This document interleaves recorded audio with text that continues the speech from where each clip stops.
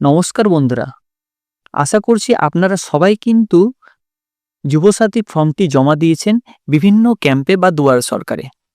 সেখানে আপনার ফর্মটি অনলাইনে সাবমিট হয়েছে কিনা নাকি এখনো বাকি রয়েছে, কিভাবে তার স্ট্যাটাস চেক করবেন। তো বন্ধুরা, আজকের এই ভিডিওতে আমি আপনাদেরকে 2 মিনিটের মধ্যে দেখাবো যে কিভাবে আপনার নিজের স্ট্যাটাসটি আপনি চেক করে বুঝতে পারবেন যে আপনার ফর্মটি অনলাইনে সাবমিট করা হয়েছে কিনা।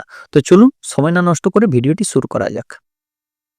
বন্ধুরা, প্রথমে আপনাদের নিজের মোবাইল থেকে প্রথমে গুগলে আসতে হবে, আর গুগলে এসে সার্চ করতে হবে apas.wb.gov.in। এখানে এন্টার করা মাত্রই বা সার্চ করা মাত্রই আপনার সামনে এই পেজটি ওপেন হয়ে যাবে। এই পেজটি দেখতে পাচ্ছেন গভর্নমেন্ট অফ ওয়েস্ট বেঙ্গলের পেজ। দেখুন এখানে দুটি রয়েছে, বাঁ দিকে স্বনির্ভর বাংলা, ডান দিকে রয়েছে বাংলা যুবসাথী। অতএব বাংলা যুবসাথীর নিচে যে লেখা রয়েছে ক্লিক টু অ্যাপ্লাই, এখানে আপনি ক্লিক করুন। তারপর আপনার সামনে স্ক্রিনে এইটি দেখাবে। এখান থেকে বাম দিকের একদম নিচের অপশানে লেখা রয়েছে চেক স্ট্যাটাস, এখানে ক্লিক করুন। তারপর আপনার সামনে এরকম একটি পেজ ওপেন হবে। ডান দিকে অ্যাপ্লিকেন্ট লগইনের নিচে যে জায়গাটা রয়েছে সেখানে নিজের মোবাইল নাম্বার দিন, অর্থাৎ রেজিস্টার্ড মোবাইল নাম্বার দেবেন, যে মোবাইল নাম্বার দিয়ে আপনি ফিল আপ করেছেন। ঠিক আছে, এই মোবাইল নাম্বারটা পুট করুন। নিচে যে ক্যাপচা কোড রয়েছে সেটা পুট করুন। নিচে যে অপশন রয়েছে গেট ওটিপি বা সিক্রেট পিন, এটাতে ক্লিক করুন।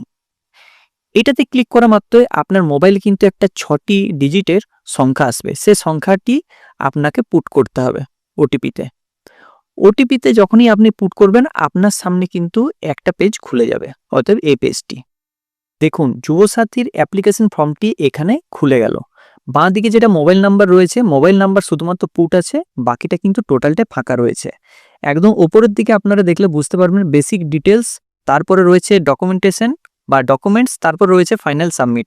অর্থাৎ এখানে বেসিক ডিটেলসটা ফিল আপ করা এখনো হয়নি, তার জন্য পরের দুটো ইনঅ্যাক্টিভ দেখাচ্ছে। যদি আপনার তিনটেই এই ভায়োলেট কালারটা তিনটাতে হয়ে থাকে, অর্থাৎ ডকুমেন্টে এবং ফাইনাল সাবমিটে, তাহলে বুঝবেন যে আপনারটা কিন্তু সাবমিট হয়ে গেছে।